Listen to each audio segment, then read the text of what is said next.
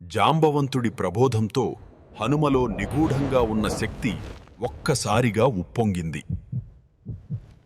నేను రాముడి బాణంలా దూసుకుపోతాను అంటూ ఆంజనేయుడు చేసిన గర్జన దిక్కులు పిక్కటిల్లేలా ప్రతిధ్వనించింది. అతని పాదాల కింద మహేంద్రగిరి పర్వతం కంపించిపోయింది.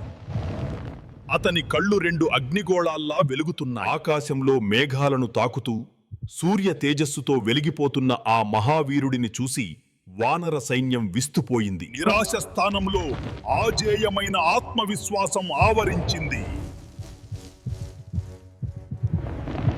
ఆంజనేయుడిప్పుడు ఒక వానరుడు కాదు, సముద్రాన్ని సైతం లెక్క చేయని ఒక మహాశక్తి.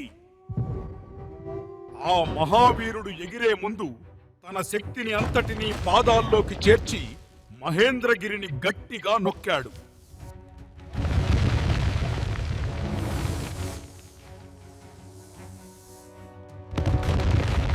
గంధర్వులు, విద్యాధరులు ఆ ప్రళయాన్ని చూసి భయంతో ఆకాశంలోకి ఎగిరిపోయారు.